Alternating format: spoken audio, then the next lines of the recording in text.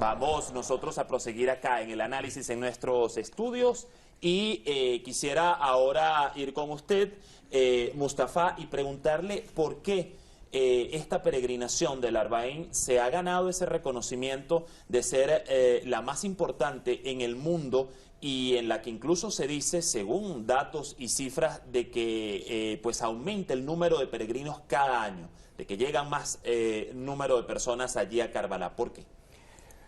Porque el movimiento y la revolución del Imán Hussein, la paz sea con él, no es un movimiento que se limitó a un espacio, no es un movimiento que se limitó temporalmente, allá en el año 60 de la Égira. Al contrario, todos los elementos que nosotros encontramos en el desarrollo de estos acontecimientos están presentes a lo largo de todos los siglos. ¿De qué estamos hablando? Siempre vas a encontrar los arquetipos del bien y el mal, la falsedad, la verdad. Entonces, el Imán Hussein y su gente, su familia y sus nobles compañeros se han convertido en los arquetipos sin par, los arquetipos sin iguales para todas las etnias, para todas las nacionalidades, todos los pueblos, todas las religiones. Es por ello que también constituye hoy en día un símbolo antirracismo. Si aquellos que nosotros hemos tenido la oportunidad de estar, de participar en esa gran peregrinación que, como bien lo has dicho, es la procesión o la marcha más grande de todo el mundo, te das cuenta de que hay factores que en otras religiones ya se han perdido. Es decir, que las tuvieron, ese afecto y el no dividir entre musulmanes y no musulmanes. Además, tenemos una gran cantidad de teólogos de otras religiones o escuelas de pensamiento islámico que buscan al Imán Hussein en sus escrituras sagradas. Así, nosotros hemos sido testigos de la visita de obispos ortodoxos, católicos, que aseveran que el Imán Hussein puedes encontrarlo incluso en libros como el de Jeremías. Bueno, datos muy interesantes para comprender precisamente la importancia de esta peregrinación a la que incluso muchos medios, sobre todo occidentales, no toman en cuenta, y de eso es un punto que vamos a hablar en este análisis. Pero continuando un poco la idea de la cual nos comenta Mustafa, cuando cada año aumenta el número de participantes, pues la cobertura sigue siendo deficiente por parte sobre todo de los medios occidentales. En efecto, la cobertura es insuficiente. Pero un dato que te quiero aportar, Dani, es que esto de tratar de ocultar y minorizar el significado del Arbaín, el significado del movimiento y revolución del Imán Hussein y sus familiares y nobles compañeros, no es algo de estos días.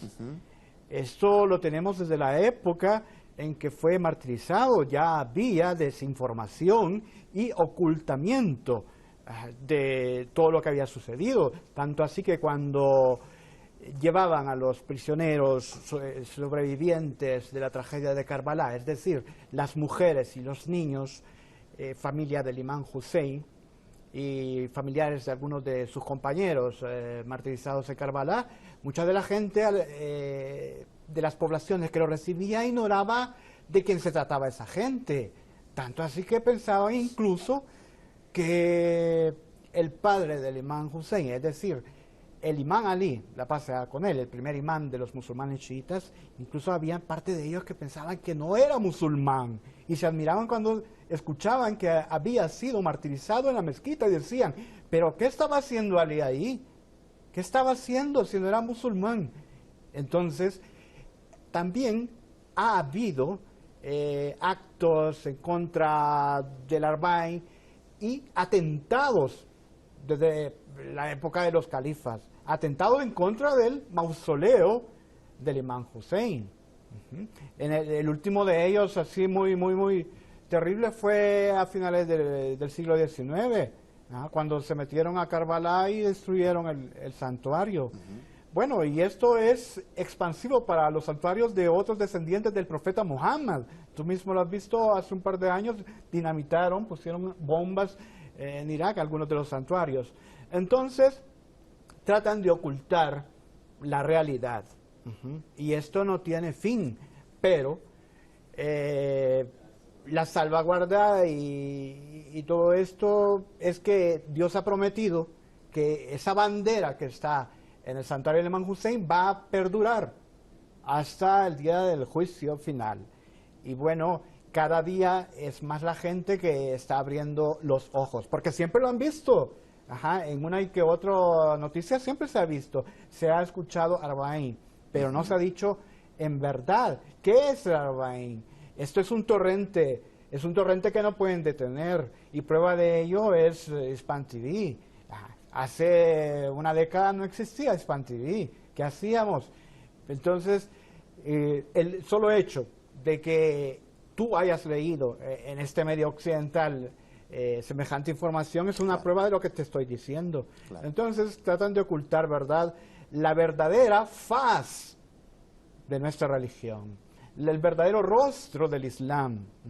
El Islam es todo lo contrario de lo que ellos quieren que la gente piense que es.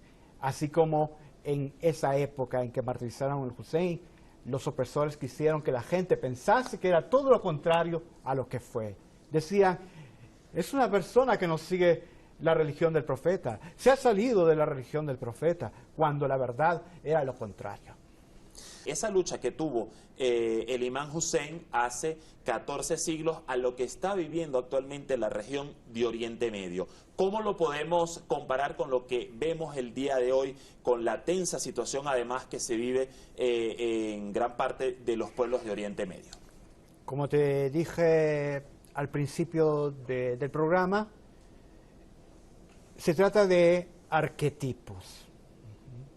Ya antes del Imam Hussein hubo un faraón que oprimió al pueblo del profeta Musa.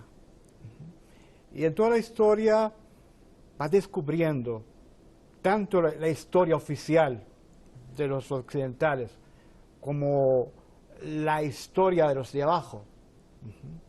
Porque eso es una cosa que sucede, ¿sabe, doctor? A nosotros, a todo el pueblo, los pueblos, nos han vendido una historia oficial. Nos han vendido los grandes héroes, los nombres de la aristocracia.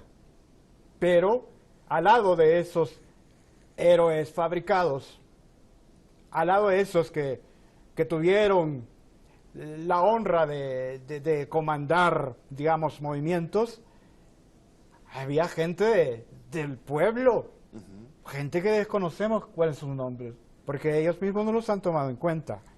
Entonces, te decía, los arquetipos siguen existiendo. Las potencias imperialistas, arrogantes, como lo dice el líder supremo de la Revolución Islámica, el Ayatollah Khamenei, pues vienen y corresponden en un 100% a estos opresores de la antigüedad. Y esa es la vigencia de la que te hablaba al principio. ¿Te recuerdas? Te dije, este movimiento no está limitado a un tiempo, a un espacio. Ha trascendido, tal como lo citabas, ha trascendido. Y además, fíjate que nosotros como musulmanes creemos en una sola religión. Nosotros no creemos que el Islam es una religión nueva, que nació hace 1400 años. El Islam, que significa la entrega total y absoluta al Creador y no a la criatura, es la misma que ha pregado todo lo que han pregado todos los profetas, que han predicado todos los profetas. No es un mensaje diferente. Lo que sucede que con el devenir del tiempo la iban distorsionando, como suelen haber hoy en día versiones tan distorsionadas del Islam. Hoy pues tú escoges el Islam enlatado, pero siempre hay un Islam genuino, y es el que nosotros podemos oler en esta peregrinación. Es esa luz del Islam la que podemos ver. Te voy a dar una prueba de que el Islam es la misma religión que ha existido siempre. Tanto en la Torá como en la Biblia de nuestros hermanos cristianos está el sacrificio de Abraham, la paz sea con él. El profeta Abraham estuvo a punto de sacrificar a su hijo por obediencia a Dios. Es lo mismo que hizo el imán Hussein. El imán Hussein, la paz sea con él, sacrificó a todos sus hijos por la defensa de la verdadera religión de Dios. ¿A qué se puede deber este fenómeno, si se puede llamar así? Cuando veo las imágenes de la gente que marcha hacia Karbala, esas imágenes de los millones de peregrinos yendo en una sola dirección, lo único que veo son mariposas en pos de la luz. Y ese es un sentimiento que todos los humanos tenemos. La búsqueda, llámalo luz, llámalo camino. Ese es algo innato. En el Islam le llamamos fitra. Esto que nos impele a buscar a Dios, que nos hace seguir, que nos hace tratar de buscar de dónde venimos y hacia dónde vamos. Aquí puedes ver en esas imágenes una instantánea del gobierno perfecto sobre la tierra. Mira, el problema en otras religiones es que se les ha vendido a la gente para apaciguarla la idea de que hay que separar la iglesia del gobierno, la pagoda del gobierno, el templo del gobierno, el tabernáculo del gobierno. Pero eso es una falacia, Dios mío. Nosotros no creemos que Jesús, la paz sea con él, haya dicho que darle al César lo que es del César y a Dios lo que es de Dios. No, todo es de Dios. Todo es de Dios. Entonces, por ese sentimiento que Dios nos ha colocado en nuestra esencia, es que tú ves la gente buscando la espiritualidad de una forma correcta o incorrecta, lo que sea. La gente anda en busca de espiritualidad. Es cierto, se sienten defraudados por muchas de las religiones. Sus líderes los han defraudado. Pero tu esencia humana, en términos informáticos, ese chip que Dios nos ha puesto, nos hace reconocer la verdad. Y fíjate qué curioso, estas son las palabras de teólogos. Podría decir son palabras de teólogos. Sin embargo, querido, también lo tenemos traducido en palabras de los científicos genetistas. ¿Qué dicen los genetistas? Ellos no te dicen es la fitra, es el sentimiento. No, no. Ellos te dicen el gen de la religión está en el ser humano y no te lo puedes extirpar. Tú me dices, bueno, pero hay gente que es atea, hay gente que no cree. A eso yo lo llamo que se ha atrofiado. Se ha atrofiado, pero está ahí. Cómo, y antes de entrar al aire hablábamos un poco también de cómo durante esa peregrinación se recuerda, se reflexiona sobre los valores del imán Hussein y su legado. También me hacía un poco de referencia a el libro que ha traído el día de hoy con usted, y quisiera que nos contara un poco en qué consiste esa peregrinación, más allá, bueno, de caminar, de dar servicio desinteresadamente y gratuitamente a los peregrinos allí en el mausoleo. ¿Qué vemos? ¿Qué hacen las personas? ¿Cómo recuerdan al Imam Hussein a través de puntualmente de qué rituales? ¿Cómo es un poco esta conmemoración, si nos puede decir al respecto? De acuerdo. Usualmente los peregrinos en los últimos tiempos hemos visto que ellos llegan a la ciudad de Najaf, donde está el santuario, el santo sepulcro del Imam Ali alayhi salam. Pues lo visitan, es una gran honra para todo musulmán estar ante la tumba de la puerta al conocimiento del profeta Muhammad, a la albacea del profeta Muhammad, al esposo de Fátima Zahra, la hija del profeta Muhammad, y la señora de las mujeres del paraíso, de esa pareja, que fueron los padres de los imames que descienden del profeta Muhammad, es decir, su Ahlul Bayt. Ahora bien, después de cumplir los ritos en Najaf, la gente camina, cada quien a su ritmo. Hay gente que va en silla de ruedas, hermano.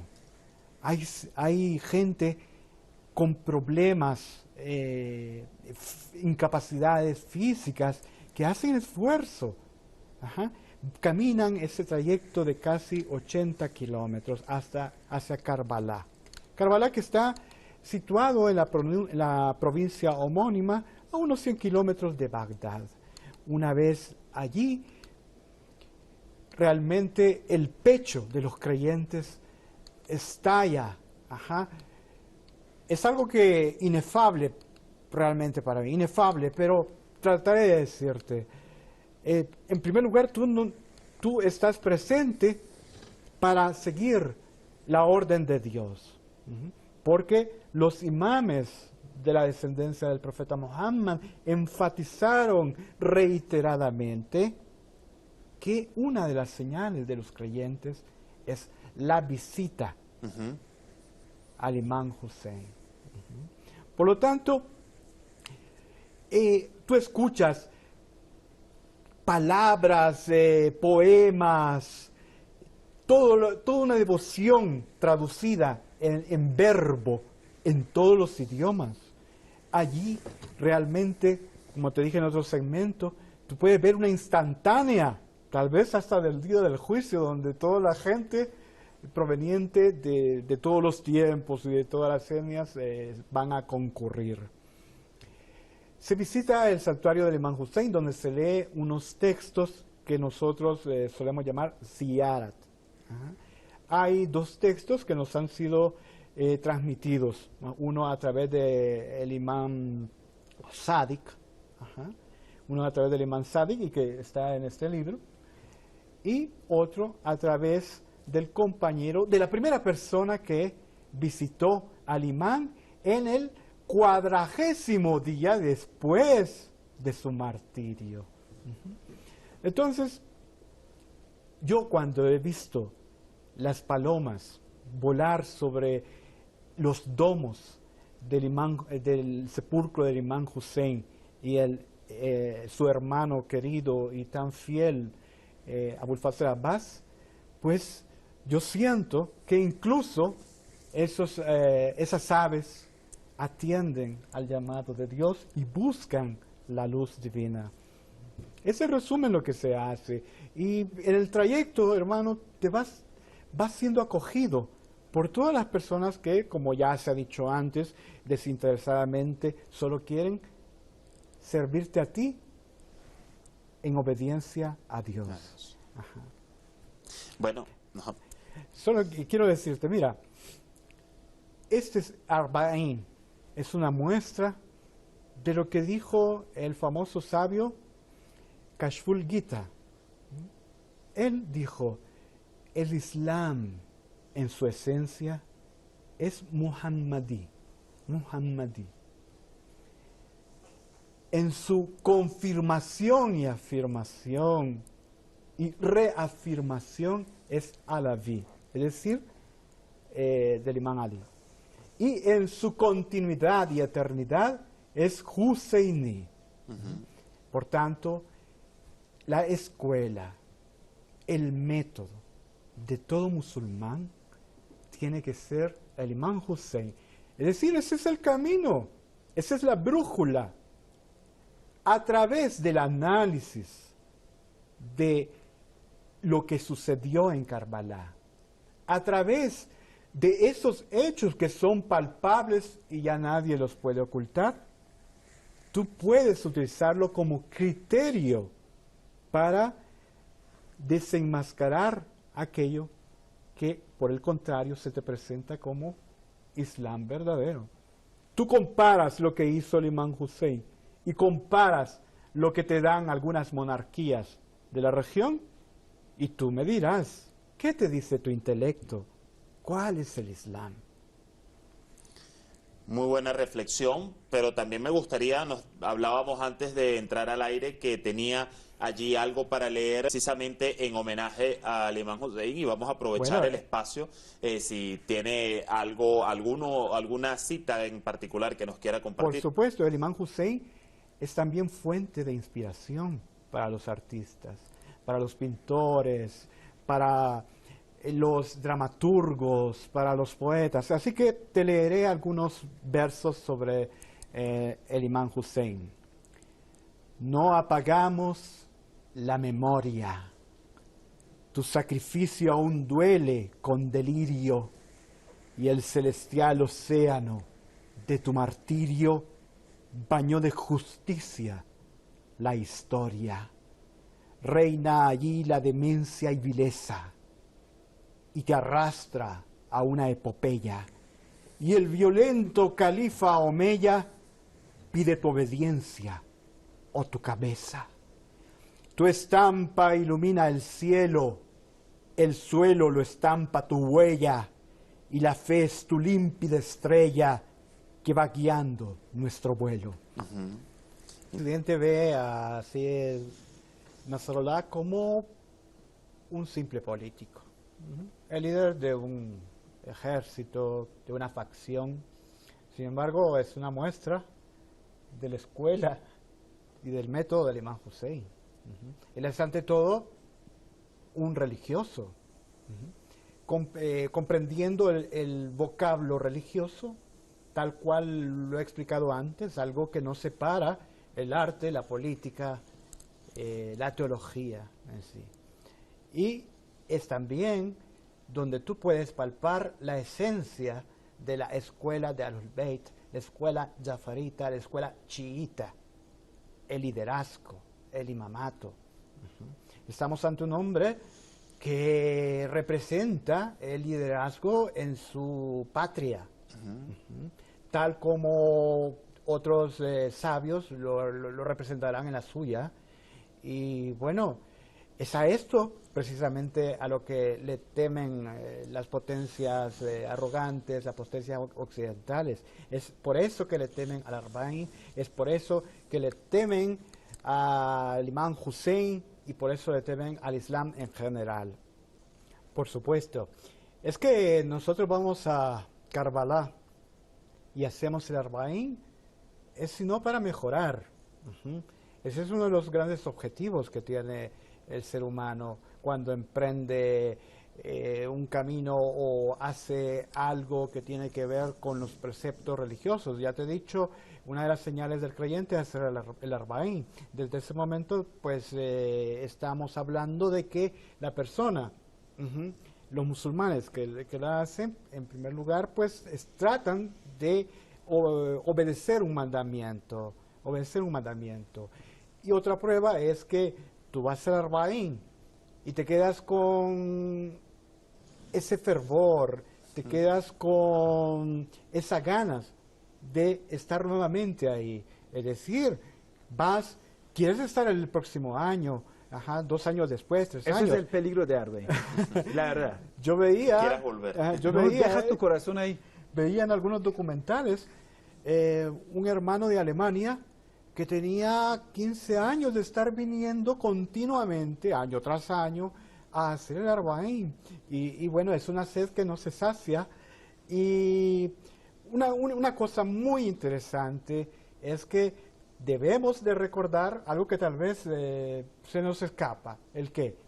Que es cierto, el Arbaín es ahora, 40º día después del martirio del imán Hussein. Sin embargo, la peregrinación al santuario del imán Hussein es algo perenne, es algo de todos los días del año. Eso hablando de espacio geográfico. Ahora si hablamos más allá de esas latitudes, nosotros vemos que el Arbaín, es decir, esa marcha, la hacen muchos que no pueden estar físicamente dentro del territorio iraquí. ¿Qué significa? Que hay países en África como Nigeria que la gente hace el Arbaín en su ciudad, de su ciudad a otra ciudad. ¿Qué? Es el mismo simbolismo. Tratan de retratar. Infelizmente no han podido estar en Irak, pero están haciendo el Arbaín. Y tú mismo lo habrás visto este día cuando de diferentes puntos de la capital, de la ciudad de Teherán, la gente se está desplazando para hacer Arbaín. Venimos de la ciudad santa de Qom y lo mismo está ocurriendo. Y por supuesto en todo el Irán y en todo el Irak lo podrás percibir. La gente que no ha podido estar presente en Karbala lo está haciendo a su manera. Incluso ayer, Sheikh, me escribía un hermano de Centroamérica y me decía, Sheikh, ¿puedo hacer Arbaín aquí? Bueno, mira, realiza la marcha, ve a pie de la distancia que puedas con la intención de que lo estás haciendo en obediencia a Dios. Mira, la proyección a futuro para el Arbaín es que va a ser el vehículo pues, a través del cual mucha gente va a seguir abrazando el Islam, porque ya en el presente podemos palpar esta situación. La gente que te comentábamos que viene de otras religiones, de otros credos, cuando llegan a Karbala y participan en la marcha del Arbaín se dan cuenta de que todo este tiempo los habían engañado o se habían autoengañado, ¿qué diría yo? Entonces va a seguir aumentando, va a seguir incrementando. ¿Por qué? Porque tal vez como yo mismo se van a dar cuenta y van a sentir que son más extranjeros en sus propios países que en medio de los creyentes de Dios.